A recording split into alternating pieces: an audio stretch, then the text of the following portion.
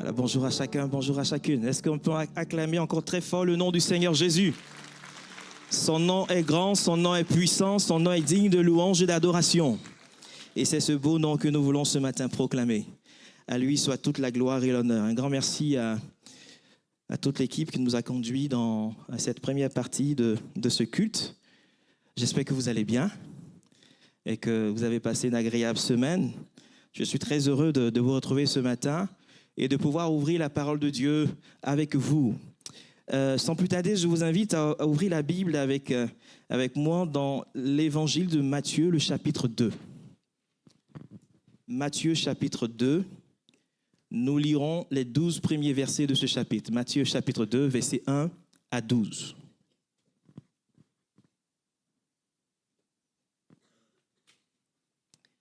Le texte qui s'affiche aussi. Et le thème que je propose ce matin est le suivant: face à Jésus. J'ai mis 2 points sur ma copie ici. Peur, indifférence ou adoration, avec un point d'interrogation à la fin. Face à Jésus, peur, indifférence ou adoration. Matthieu chapitre 2, versets 1 à 12. Jésus étant né à Bethléem en Judée au temps du roi Hérode. Voici des mages d'Orient arrivèrent à Jérusalem et dirent: où est le roi des Juifs qui vient de naître? Car nous avons vu son étoile en Orient et nous sommes venus pour l'adorer. Le roi Hérode, ayant appris cela, fut troublé et tout Jérusalem avec lui. Il assembla tous les principaux sacrificateurs et les scribes du peuple et il s'informa auprès d'eux où devait naître le Christ. Ils lui dirent: à Bethléem en Judée, car voici ce qui a été écrit par le prophète. Et toi, Bethléem, terre de Juda, tu n'es certes pas la moindre entre les principales villes de Juda, car de toi sortira un chef qui paîtra Israël, mon peuple. Alors Hérode fit appeler en secret les mages et s'enquit soigneusement auprès d'eux depuis combien de temps l'étoile brillait. Puis il les envoya à Bethléem en disant: allez et prenez des informations exactes sur le petit enfant. Quand vous l'aurez trouvé, faites-le moi savoir, afin que j'aille aussi moi-même l'adorer. Après avoir entendu le roi, il partit. Et voici l'étoile qu'ils avaient vue en Orient marchait devant eux jusqu'à ce qu'étant arrivé au-dessus du lieu où était le petit enfant, elle s'arrêta. Quand il aperçut l'étoile, il fut saisi d'une très grande joie. Ils entraient dans la maison, vinrent et virent le petit enfant avec Marie, sa mère, se prosternaient et l'adoraient. Ils ouvrirent ensuite leur trésor et lui offrirent en présent de l'or, de l'encens et de la myrrhe. Puis, divinement avertis, en songe de ne pas retourner vers Hérode, ils regagnèrent leur pays par un autre chemin. Voilà, nous sommes, comme vous le savez, à quelques jours de Noël et comme vous le savez aussi, à cette occasion, nous célébrons la naissance du Seigneur Jésus-Christ. Même si nous savons aussi que la naissance de Jésus n'a très probablement pas eu lieu le 25 décembre. Cependant, Noël ne se réduit pas à l'événement de la naissance. Noël englobe aussi l'ensemble des signes par lesquels Dieu a révélé peu à peu l'identité de son Fils au monde. Et le récit qui est relaté et dans ce texte que nous venons de parcourir ensemble se situe justement quelque temps après la naissance de Jésus. Et c'est un récit qui nous conduit à une question importante, à une question essentielle. Comment réagissons-nous face à Jésus? Quelle est notre attitude face à Jésus? Et comme nous le verrons devant une même révélation, 3 réactions, 3 attitudes profondément différentes ont émergé. Tout d'abord, celle du roi Hérode, qui a manifesté une haine et une hostilité ouverte envers l'enfant qui venait de naître. Puis, celle des scribes et des chefs religieux, qui sont restés totalement indifférents à l'annonce de la naissance de Jésus. Et enfin, nous verrons la réaction des mages qui ont cherché Jésus avec persévérance. Et lorsqu'ils ont trouvé le Seigneur Jésus-Christ, ils l'ont adoré et ils lui ont offert des présents. Bien-aimés frères et sœurs, ce récit que nous allons ce matin examiner ensemble nous rappelle que la venue de Jésus dans le monde ne laisse personne indifférent, aucune personne indifférente. Chacun est appelé à se positionner face à Jésus, à réagir face à Jésus. Et dès les premières pages de son évangile, Matthieu attire notre attention sur le fait que la venue du Seigneur Jésus dans le monde dévoile les cœurs.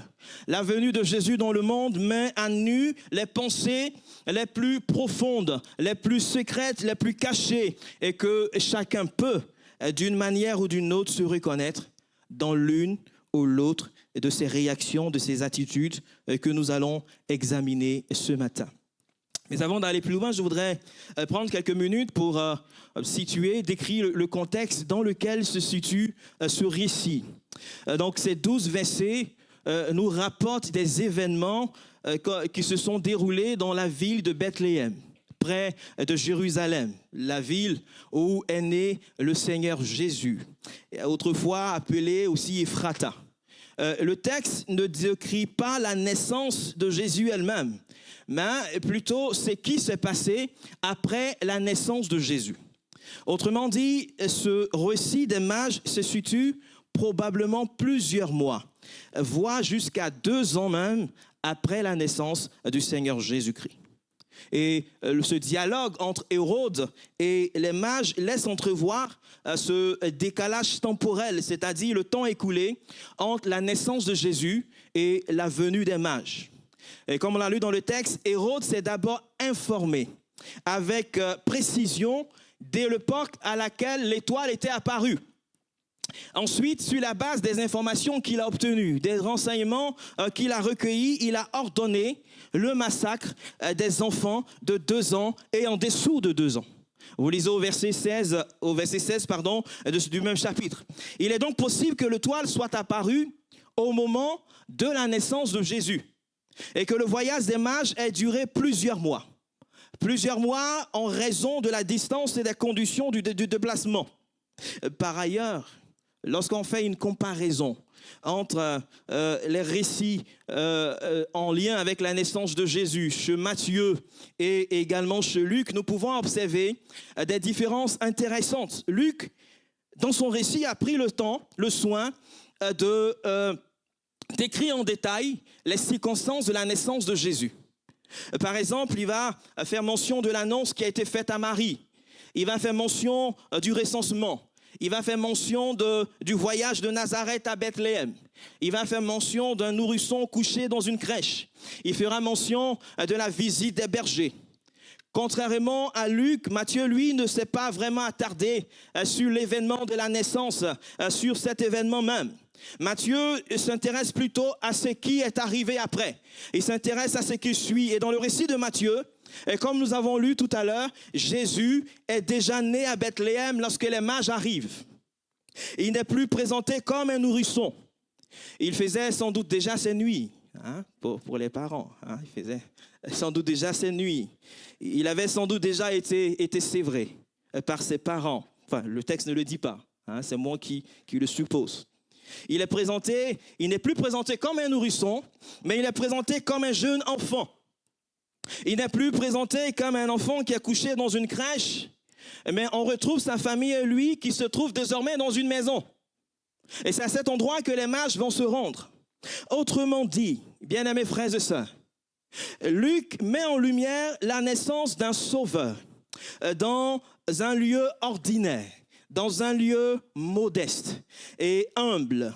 Il a été accueilli par des bergers qui représentent les plus simples d'Israël, c'est-à-dire ceux de la classe modeste, une classe qui était peu instruite, alors que Matthieu prolonge, lui, cette révélation de Jésus, cette révélation, en montrant que cet enfant est reconnu comme roi par des mages qui sont venus de loin, par des mages qui sont venus d'Orient, c'est-à-dire par des étrangers.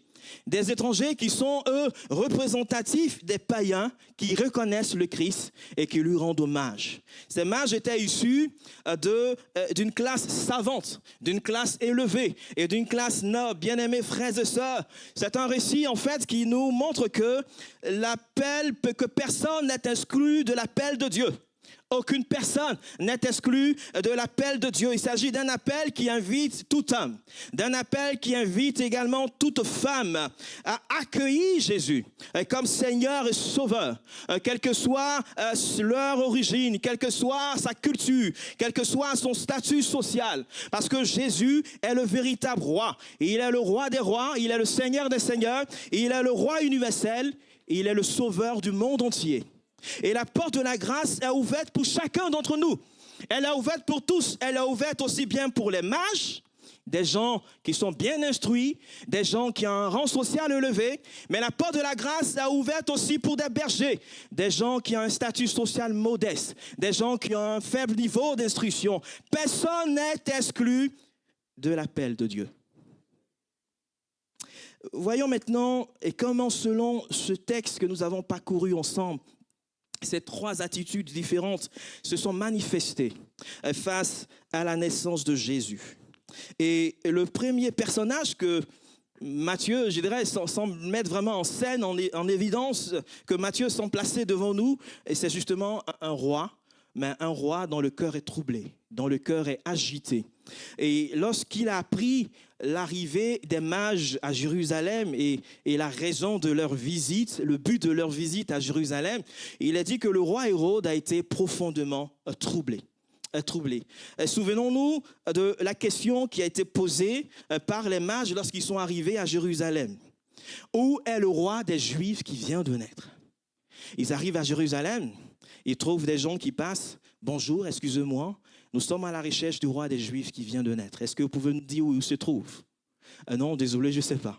Ensuite, bonjour madame, bonjour monsieur, est-ce que vous pouvez me renseigner? Où se trouve le roi des Juifs qui vient de naître?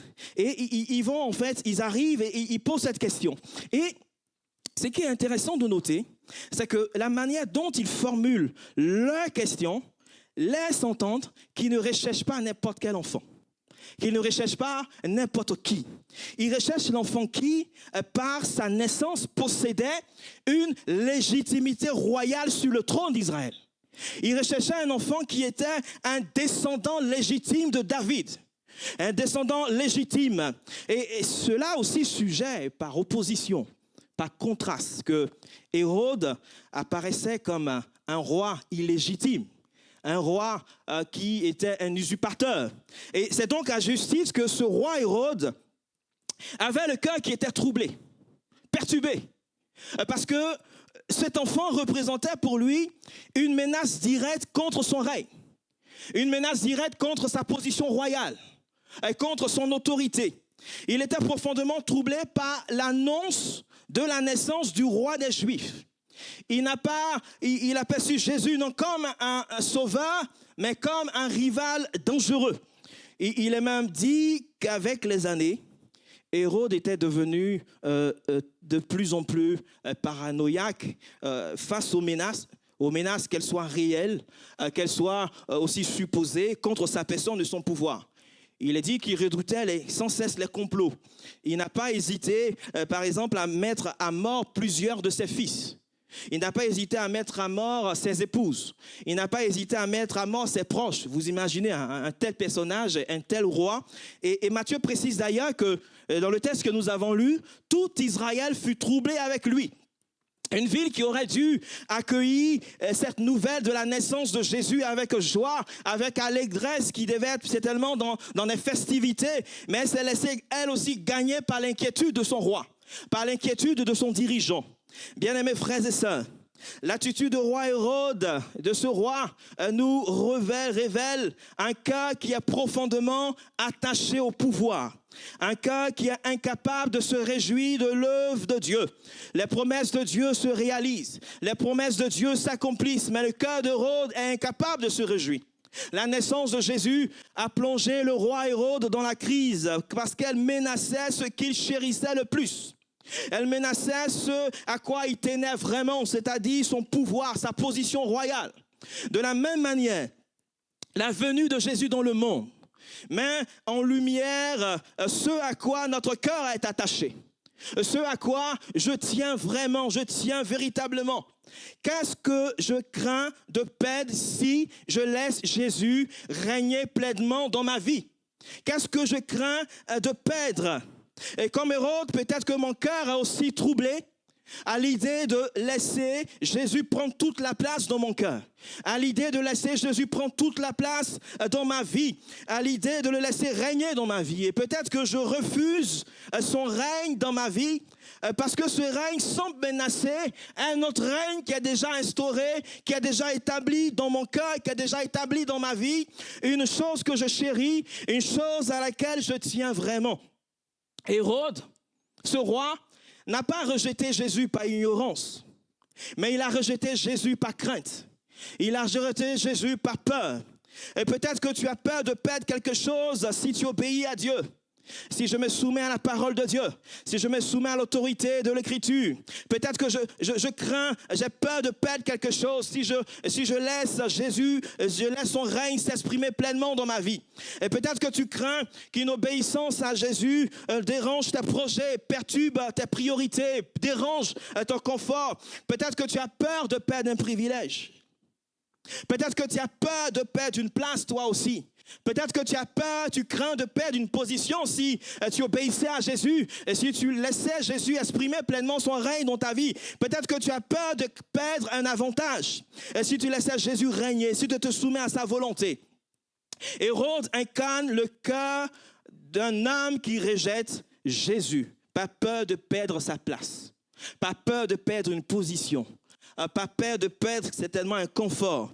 Et la question qu'on peut tous se poser ce matin, y a-t-il des domaines de ma vie où je refuse de laisser Jésus exercer son autorité, exercer pleinement son règne? Hérode ne pouvait pas accepter un autre roi, un autre maître que lui-même.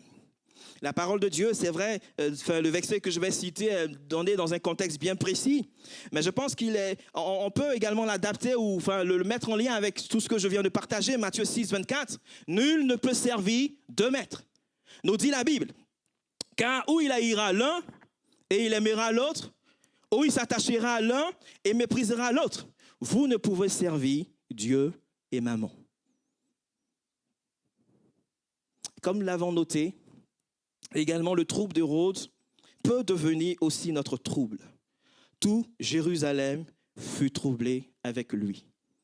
Tout Jérusalem fut troublé avec son dirigeant. Je ne sais pas pour vous, mais quand je préparais ce message, pour moi, en fait, ça traduit un véritable paradoxe. Un véritable paradoxe. Pourquoi? Parce qu'on a fait un peuple qui a été ramené de la captivité. On a fait un peuple qui était là à l'époque sous domination romaine. Un peuple qui attendait la venue du Messie. Et étonnamment, ils ont été troublés par la nouvelle de la naissance du roi promis par les Écritures, au lieu de se réjouir. Vous êtes en souffrance, vous êtes en difficulté. On dit, bon, voici la solution à votre problème qui est arrivé maintenant.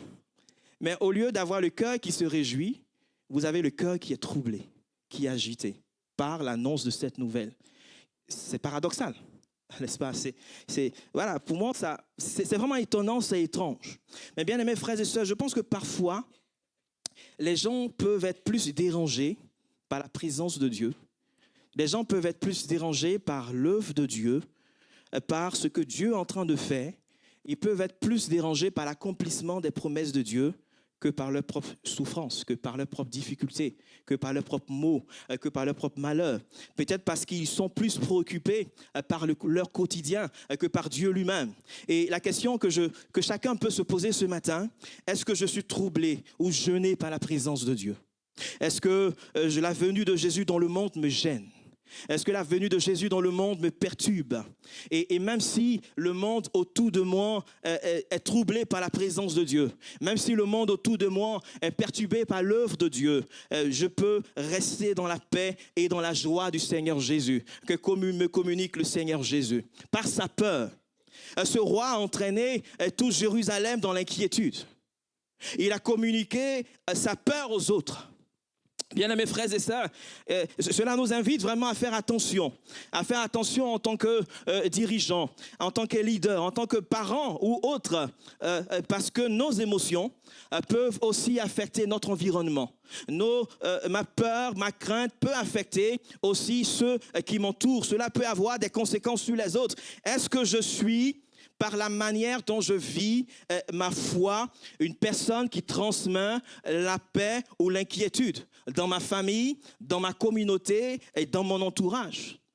Philippiens 4, verset 6 à 7 dit ceci: ne vous inquiétez de rien, mais en toute chose, par la prière et la supplication par la prière et la supplication avec des actions de grâce, faites connaître vos demandes à Dieu. Et la paix de Dieu, qui surpasse toute intelligence, gardera vos cœurs et vos pensées en Jésus-Christ. Bien-aimés frères et sœurs, sommes-nous des porteurs de paix ou des porteurs de troubles?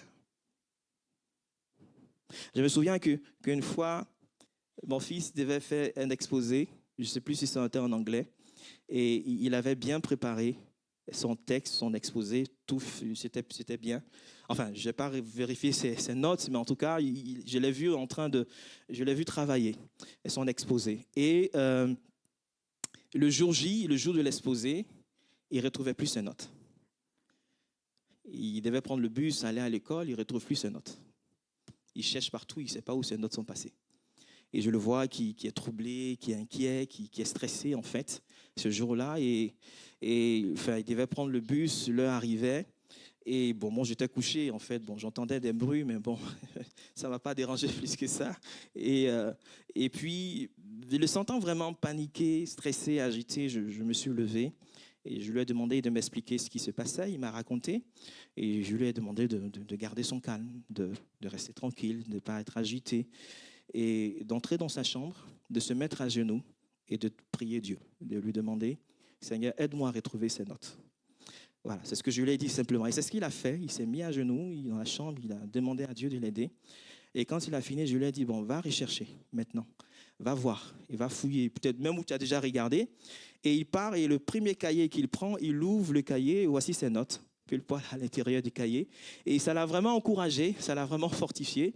Bon, bien sûr, le bus était déjà parti, donc j'ai dû aller l'accompagner, le déposer à l'école. Bien-aimés frères et sœurs, sommes-nous des porteurs de paix ou des porteurs de troubles?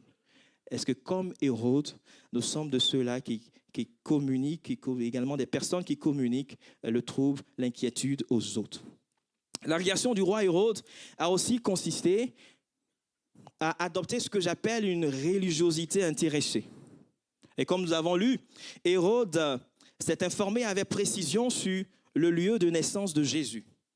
Mais non pas désir d'obéissance, mais dans l'intention d'éliminer Jésus.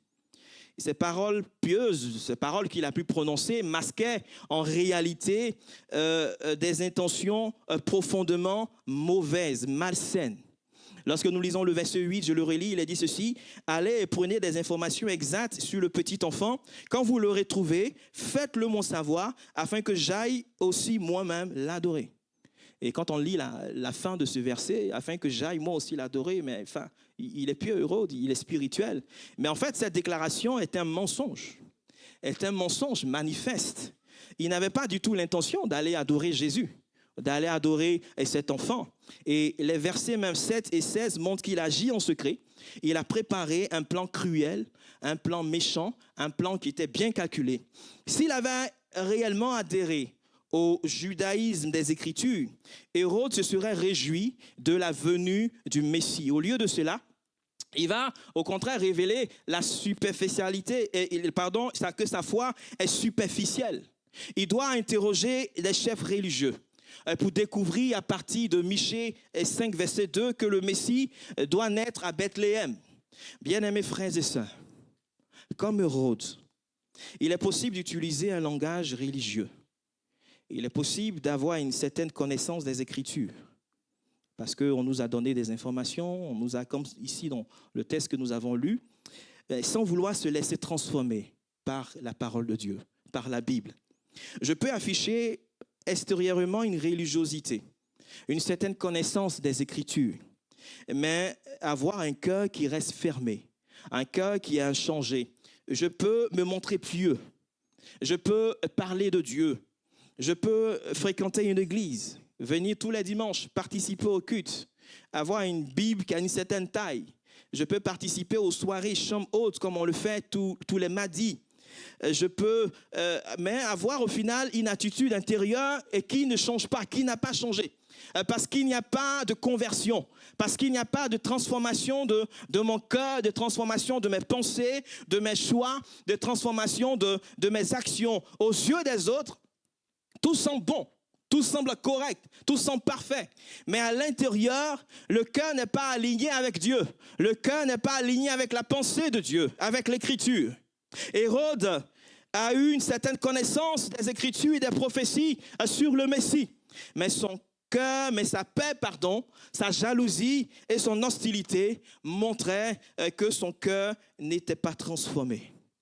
Matthieu 7, 21, il dit ceci, « Ceux qui me disent Seigneur, Seigneur, n'entreront pas tous dans le royaume des cieux. » Donc on peut prononcer un beau langage religieux, Seigneur, Seigneur, mais ce qui est dit dans le texte par la suite, mais celui-là qui fait la volonté de mon Père qui est dans les cieux. La volonté de mon Père qui est dans les cieux. Bien-aimés frères et sœurs, le langage religieux sans une véritable vie d'obéissance à la parole de Dieu, le langage religieux sans une véritable vie de soumission à la volonté de Dieu, sans un cœur qui est réellement changé, un cœur qui est réellement converti, un cœur qui est réellement transformé, ne sauve pas. Et nous avons besoin de veiller à cela. Après la peur d'Hérode, Matthieu nous montre une autre attitude qui, cette fois-ci, est plus discrète, mais qui est plus grave. Il s'agit de la réaction des chefs religieux et des scribes. Et dans notre texte, il est dit que lorsque, on l'a lu, les mages sont arrivés et que Hérode a été informé de la raison de leur visite à Jérusalem, le roi Hérode va convoquer les mages pour s'informer du lieu exact où devait naître Jésus. Et ces mages ont cité, comme on a lu, ce texte de Michée 5, verset 2, qui désigne Bethléem, terre de Juda, comme lieu de la naissance du roi, comme lieu de la naissance de Jésus. En d'autres termes, ces chefs religieux et ces scribes ont identifié correctement le lieu de naissance du Messie. Si c'était une interrogation, une évaluation, en tout cas, ils ont rendu une copie parfaite. 10 sur 10, un bon travail, excellent, rien à dire. Dites-nous où devait naître le Messie. Pas Michée 5, chapitre 2, il devait naître à Bethléem. Il devait naître à cet endroit. Ils vont identifier correctement, parfaitement, le lieu de naissance du Messie. Malheureusement, ils n'ont fait aucun pas vers Jésus. Ils ne sont pas allés vers Jésus. Malgré la connaissance exacte de l'Écriture, de la parole de Dieu, ils semblent ne pas avoir été personnellement intéressés à rencontrer le Messie pour eux-mêmes, pour leur propre vie. C'est comme, vous savez, comme un panneau indicateur qui nous indique le chemin, qui nous indique la direction, qui nous dit où aller. Mais ce panneau n'emprunte pas le chemin lui-même, il n'emprunte jamais le chemin lui-même. Ces scribes et ces chefs religieux savaient dire aux autres où trouver Jésus, où trouver le Christ, où trouver le Messie, où trouver le Christ qui devait naître, mais ils ne sont jamais allés eux-mêmes l'adorer, eux-mêmes se prosterner devant lui pour lui offrir leur adoration. Parfois, certains savent dire aux autres ce qu'il faut faire.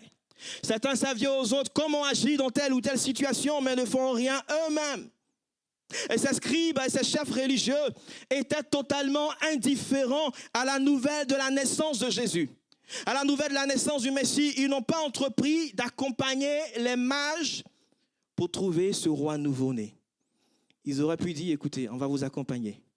On ira ensemble avec vous pour adorer ce roi nouveau-né.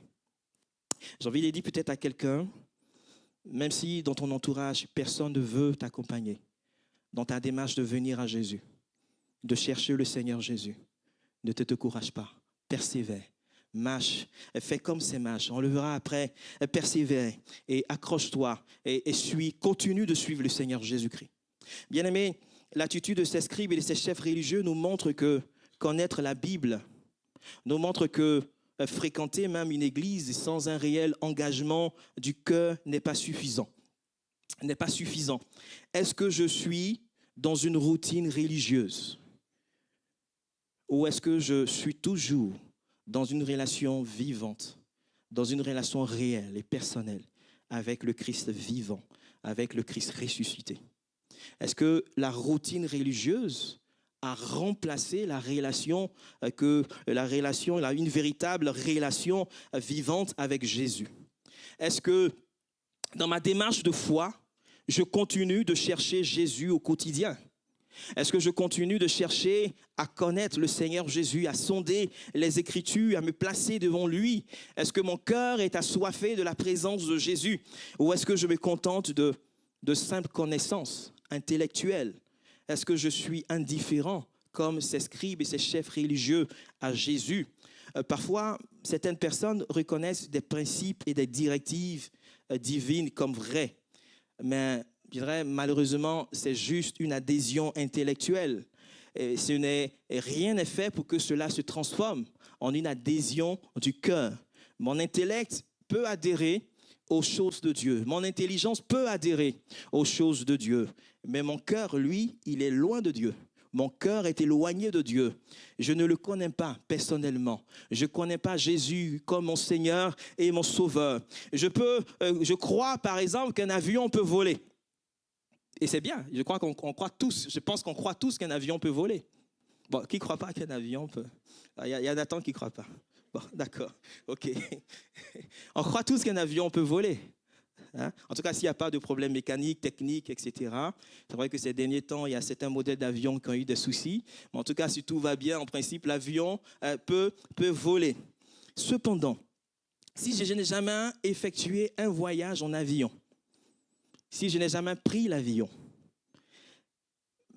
comment est-ce que je peux décrire ma croyance?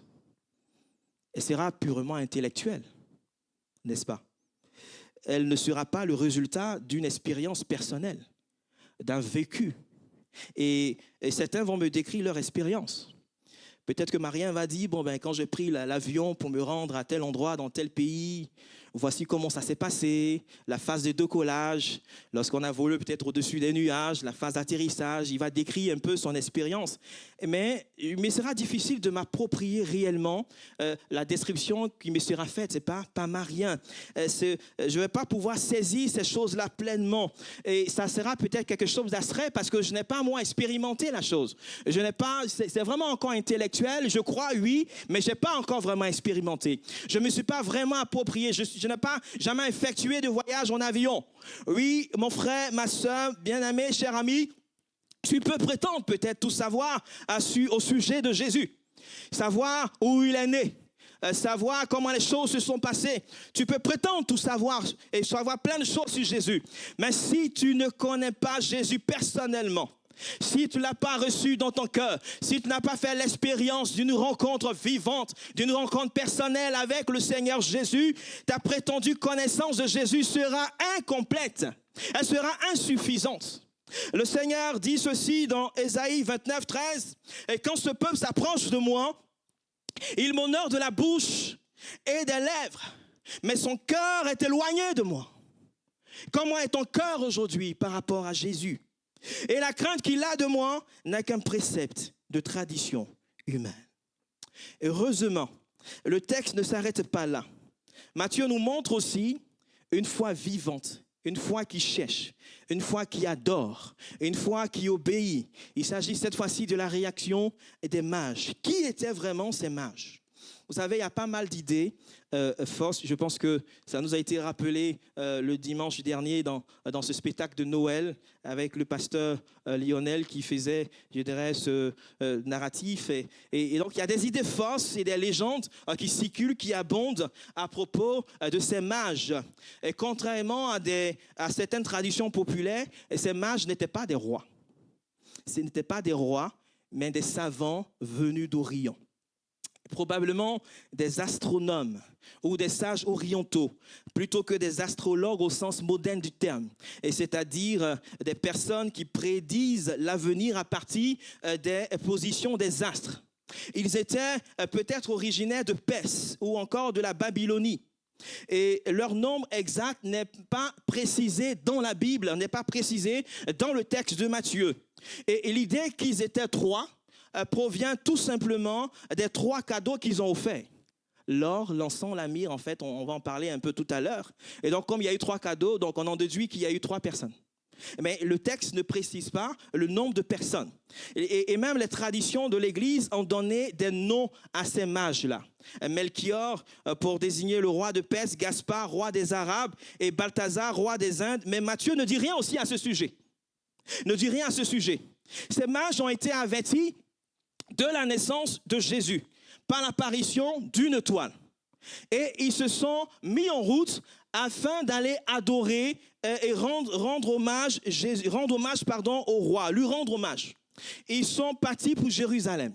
Et lorsqu'ils sont arrivés à Jérusalem, ils se sont mis à la recherche du roi des Juifs. Ils ont persévéré et ont cherché le Sauveur en se laissant guider par la lumière d'une étoile. Ils ont parcouru une grande distance pour honorer un roi nouveau-né. Je voudrais peut-être ce matin poser la question à quelqu'un qui peut-être est là pour la première fois ou les premières fois et qui peut-être n'a pas encore donné son cœur à Jésus. Ce matin, j'ai envie également de te poser la question: qu'attends-tu pour te mettre toi aussi en route afin de venir à la rencontre de Jésus? Pourquoi t'as-tu à te mettre en route? L'étoile de la grâce de Dieu, l'étoile de l'amour de Dieu, l'étoile du salut, l'étoile de la vie brille toujours. Elle veut te conduire à une personne. Elle veut te conduire à Jésus, le roi des rois, le Seigneur des seigneurs. Elle veut te conduire à Jésus. Elle veut te conduire à une rencontre, à une relation personnelle avec Jésus. Notre texte nous montre que la direction donnée au mage s'est déroulée en 2 étapes, en 2 phases. Dans un premier temps, l'étoile leur a révélé la naissance du roi des Juifs et les a orientés vers une région en général, notamment, on a envie de dire ici, vers Jérusalem. Et arrivés à Jérusalem, comme on l'a dit, ils ont demandé où se trouvait à voir le roi des Juifs, qui a été mis au monde. Ils s'attendaient sans doute à trouver une ville, une population qui était en joie. Malheureusement, ils ont découvert que Jérusalem était dans une indifférence totale. Dans une deuxième phase, après leur entretien, comme nous l'avons lu avec Hérode, l'étoile est réapparue.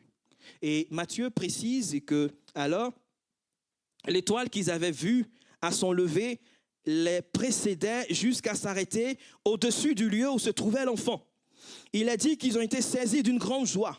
Et plusieurs éléments du récit indiquent d'ailleurs que cette étoile ne correspondait pas à une étoile ordinaire. Elle apparaît, elle disparaît ou semble disparaître, elle réapparaît par la suite, elle guide les mages dans un itinéraire qui est qui est terrestre. Enfin, elle s'arrête au-dessus d'un lieu précis, d'un lieu déterminé. Et ce sont des caractéristiques qui évoquent davantage un signe surnaturel plutôt qu'un phénomène naturel classique. Et à l'image de la colonne de nuée ou de la colonne de feu dans l'Ancien Testament qui guidait Israël dans le désert, cette étoile se présente comme un moyen par lequel Dieu conduit vers le Christ ceux qui le cherchent. Ceux qui le cherchent.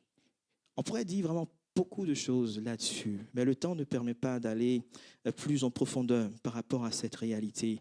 Des implications pour notre propre vie, également en tant que croyants. Et cela, en tout cas, accomplissait la prophétie de Nombre, chapitre 24, le verset 17. Et une étoile sort de Jacob, un sceptre se lève d'Israël. Bien-aimés frères et sœurs, je ne sais pas pour vous, peut-être que dans votre vie chrétienne, votre marche avec Dieu, je ne sais pas depuis combien de temps, d'années vous êtes convertis, mais il peut arriver que Dieu nous guide en plusieurs étapes, que Dieu nous dirige en plusieurs étapes, en plusieurs phases, et que sa direction se précise progressivement, que sa direction se précise au fur et à mesure. Parfois, on aimerait bien que lorsqu'on est au volant de notre véhicule, que tous les feux soient ouverts sur le boulevard. Comme ça, quand on part d'un seul coup, en fait. Voilà. Il n'y a pas de tape, il n'y a pas d'arrêt, etc. Voilà. Mais ce n'est pas ce qui se passe en général. Enfin, en réalité, si tous les feux fonctionnent bien, hein, ils passent au vert, je m'engage. Et à un moment donné, ils passent au rouge. Je dois m'arrêter. et attendre que le feu passe à nouveau au vert. Il y a des étapes. Et parfois, Dieu semble nous diriger par étapes. Et sa direction semble se préciser progressivement. Et tout comme l'étoile a d'abord conduit les mages vers une direction générale, une zone, je dirais, plus ou moins générale, Jérusalem, avant de les conduire exactement vers l'enfant Jésus. Dieu peut nous conduire étape par étape dans notre marche avec lui, dans notre vie spirituelle.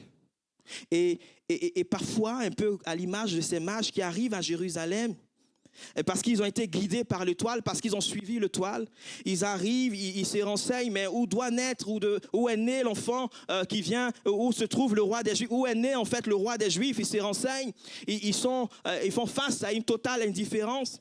Parfois, en fait, dans ces étapes ou dans ces phases-là, à un moment donné, il est possible que nous devrions traverser des périodes aussi de questionnement, des périodes de perplexité, d'indifférence, des périodes, des moments de preuve, avant de percevoir clairement la volonté de Dieu.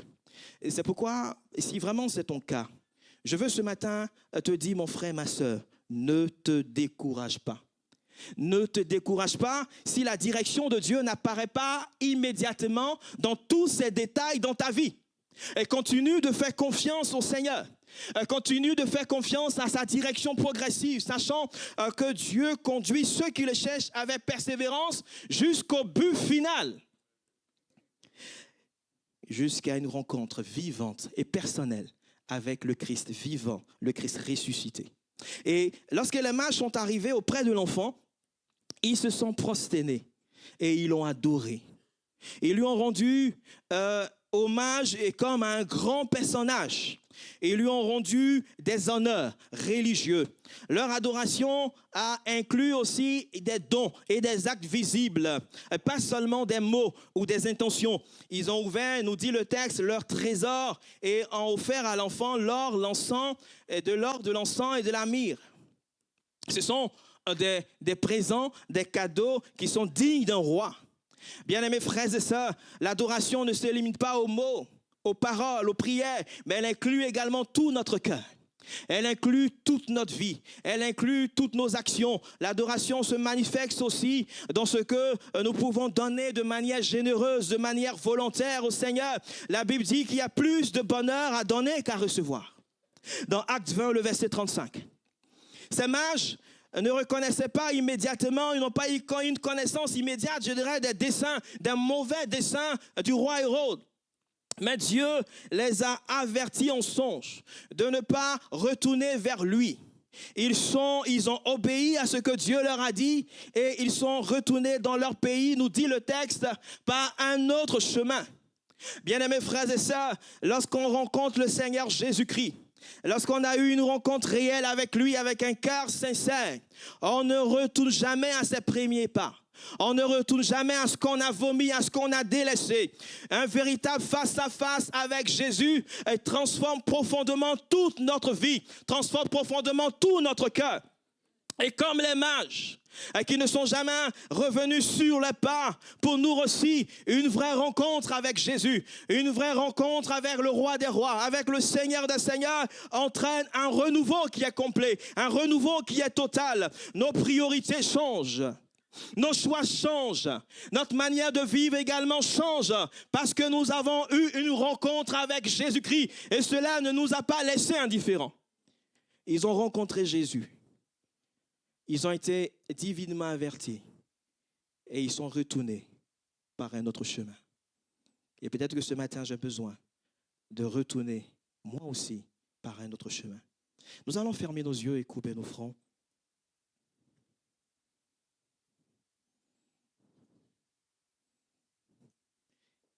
Et ce matin, je voudrais vraiment inviter chacun d'entre nous, et je m'inclus en tout cas dans cette invitation, à peut-être faire un examen personnel, à réfléchir à sa vie, à sa propre situation.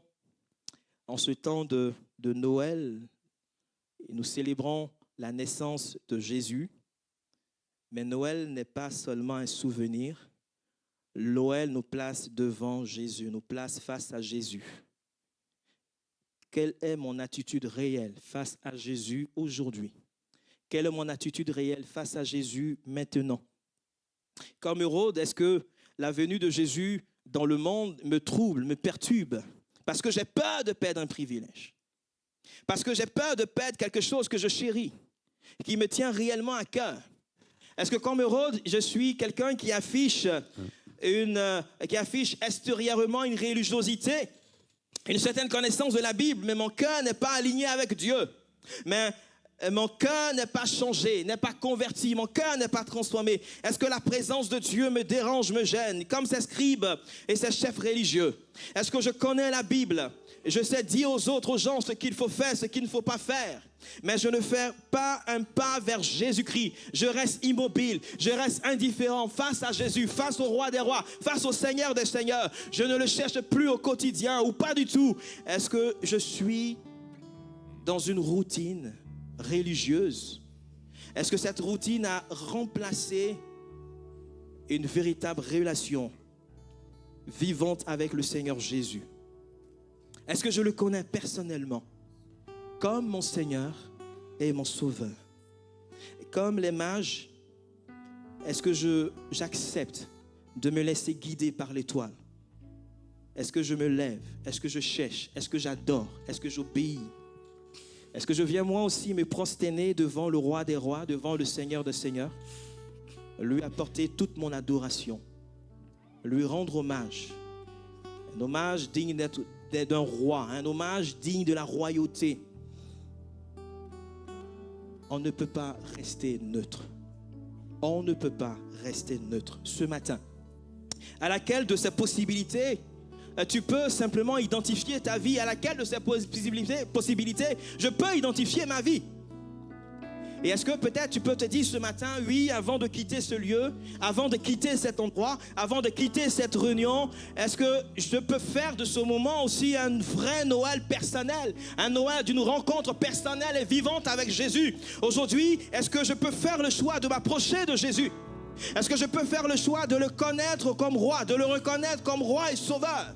De lui donner ce que j'ai de plus précieux, de lui donner ce matin, oui Jésus, je te donne mon cœur, je te donne ma vie, je te donne mon avenir, je te donne mes projets, je te donne mes ambitions, je te donne ce matin ce que j'ai de plus précieux. Et ce matin je veux repartir par un autre chemin. Je suis venu aujourd'hui par un chemin, mais je veux retourner par un autre chemin parce que je viens à la rencontre de Jésus.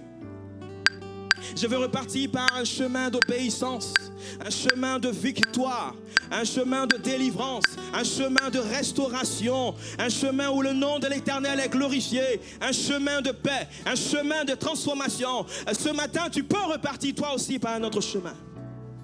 Et peut-être que tu as une peur ce matin à déposer. Seigneur, oui, je veux ce matin te déposer ma peur. Oui, ce matin, je veux ce matin t'ouvrir mon cœur qui jusqu'à présent était fermé, un cœur qui était endurci. Peut-être que ce matin, tu as une obéissance à offrir à Jésus. Jésus n'est pas seulement l'enfant de la crèche. Il est le roi qui a été envoyé par le Père pour nous sauver, pour nous délivrer, pour nous racheter. Il a offert sa vie sur le bois de la croix. Et son corps a été brisé, meurtri à la croix. Et son sang a été répandu pour le pardon de nos péchés. Il est le Christ vivant. Et son corps a été enseveli. Mais la Bible déclare que le 3e jour, Jésus est sorti vainqueur. Il est sorti vivant du tombeau. Jésus est vivant. Il est ressuscité. Et peut-être que tu reconnais que parfois ton cœur est occupé, ton cœur est troublé, ton cœur est indifférent, ton cœur est partagé. Mais aujourd'hui, tu peux dire, oui Jésus, je veux t'ouvrir mon cœur. Je veux t'ouvrir la porte de mon cœur, Jésus. Je veux te donner, Jésus, la place qui te revient dans ma vie. Peut-être qu'il y a un autre roi qui règne dans mon cœur. Mais Jésus, ce matin, je veux t'offrir la place qui te revient. Et peut-être que la direction de Dieu n'apparaît pas immédiatement dans tous ces détails dans ta vie et cela semble te perturber, mais ce matin, ne te décourage pas. Continue de faire confiance à la direction progressive de Dieu parce que Dieu te conduira toujours au but final. Est-ce qu'on peut se lever tous ensemble ce matin et prier simplement, chacun en fonction de ce que tu as reçu dans tout ce qui a été partagé, dans tout ce qui a été dit. Oui, Noël, c'est une invitation, je dirais quelque part, à se positionner face à Jésus. Est-ce que je veux me positionner par la peur? Est-ce que je veux me positionner par l'indifférence ou encore par l'adoration comme ces marches? Le Seigneur ce matin t'invite à te positionner par l'adoration, à rechercher, à adorer, à apporter ta louange, son adoration au Seigneur Jésus. Quelle est ta position ce matin face à Jésus? On peut tous ensemble élever la voix et chacun prie pour lui-même, prie pour son propre cœur, prie pour sa vie. Oui Seigneur, nous voulons bénir ton nom et nous voulons notre Dieu te célébrer et te glorifier. Oui Seigneur, ce matin tu nous invites, notre Dieu, à une démarche, je dirais, personnelle, notre Dieu, vis-à-vis de toi. Ta venue dans le monde n'a pas laissé indifférent cet homme important de l'époque, Hérode, ce roi. Ta venue dans le monde n'a pas laissé indifférent, oui Seigneur, notre Dieu, les chefs religieux, les scribes, ces théologiens, Seigneur. Ta venue dans le monde n'a pas laissé indifférent aussi les savants, comme ces mages, notre Dieu, comme aussi ces bergers, notre Dieu, qui étaient des gens qui étaient plutôt modestes. Seigneur, ce matin, tu nous invites, notre Dieu, à nous positionner face à ta venue dans le monde. Et ce matin, Seigneur, nous voulons faire comme les mages. Nous voulons, notre Dieu, être de ceux, notre Père, qui t'adore, de ceux qui te recherchent, de celles et ceux qui viennent à ta rencontre, notre Dieu. Ce matin, aide-nous, notre Père. Et si quelque part nous étions dans une routine religieuse, Seigneur, donne-nous de sortir de la routine religieuse, notre Dieu, et d'entrer dans une relation vivante et personnelle avec le Christ vivant, avec le Christ ressuscité. Oui, nous voulons l'adorer parce que c'est lui le roi des rois, c'est lui le Seigneur des seigneurs. Et c'est devant lui que nous voulons fléchir genoux, c'est devant lui que nous voulons nous prosterner.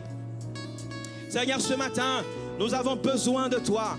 Notre Dieu, et ce matin, si une personne avait une peur à déposer, aide-la ce matin. Et que cette peur soit déposée au nom de Jésus-Christ.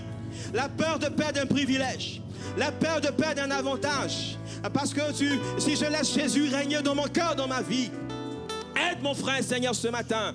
Donne-lui de te faire entièrement confiance, notre Dieu.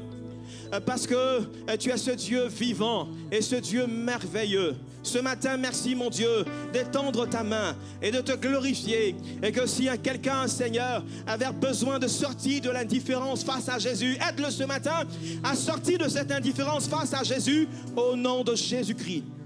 Seigneur, ce matin, donne-nous, notre Père, de nous laisser guider par toi, de nous laisser guider par ta lumière et de te faire confiance, notre Dieu. Et si quelqu'un, Seigneur, ce matin est inquiet, parce que, Seigneur, il a l'impression de ne pas avoir une bonne visibilité et quant à la direction de Dieu, Seigneur, donne-lui ce matin de te faire confiance, de ne pas se décourager.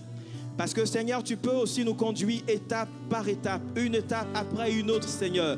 Et donne-nous, Seigneur, d'avoir toujours les yeux fixés vers toi, de ne pas perdre de vue l'étoile, de ne pas perdre de vue ta direction, Seigneur. Donne-nous de nous laisser conduire et diriger par toi. Notre Dieu, ce matin, soit glorifié. Lorsque les mages sont sortis de leur rencontre avec Hérode, ils ont vu à nouveau l'étoile. Et la Bible déclare que les cœurs étaient dans une grande joie. Alors que mon frère, ma soeur, ce matin, semblait dans la confusion par rapport à une direction de Dieu, je crois que lui aussi, lorsqu'il sortira, il verra à nouveau cette étoile réapparaître et son cœur sera dans la joie parce que tu lui donneras une direction précise, une orientation précise qui va le mener jusqu'au roi des rois, jusqu'au Seigneur des seigneurs, dans une relation vivante et personnelle avec Jésus-Christ, dans une relation de victoire, de triomphe, Seigneur. Seigneur, ce matin, étends ta main. Et si quelques-uns étaient venus par un chemin où le cœur est éloigné de Dieu, un chemin de la vie sans Dieu, Seigneur, ce matin, je crois que tu permets à cette personne, alors qu'il a fait cette rencontre avec toi, Seigneur Jésus, de repartir par un autre chemin. De ne pas retourner, Seigneur, vers ses premiers pas, mais de repartir par un autre chemin. Si quelqu'un était venu ce matin par un chemin, Seigneur, de défaite, un chemin, notre Dieu, notre Père, notre Dieu de tristesse, notre Dieu, ce matin, tu lui donnes de repartir par un chemin, parce que lorsqu'on vient à ta rencontre, Seigneur, on ne retourne pas par le prime, notre Dieu, vers ce chemin par lequel nous sommes venus, notre Dieu, mais on repart par un autre chemin. Donne à mon frère ce matin de repartir par un chemin de victoire, un chemin de triomphe, un chemin de délivrance, parce que Jésus n'a pas changé. Il demeure le même hier, aujourd'hui et éternellement. Seigneur, ce matin, étends ta main, agis, glorifie ton nom, manifeste-toi, Seigneur. Seigneur, c'est à toi seul que nous nous attendons, notre Dieu. Tu es le sauveur du monde. Tu es le roi des rois et le seigneur des seigneurs. Et ce matin, nous crions à toi, notre Dieu. Merci de te glorifier dans nos cœurs et dans nos vies. Et que la gloire et l'honneur te reviennent, Seigneur. Au nom de Jésus. Gloire au Seigneur. Amen. Gloire à Jésus. Amen.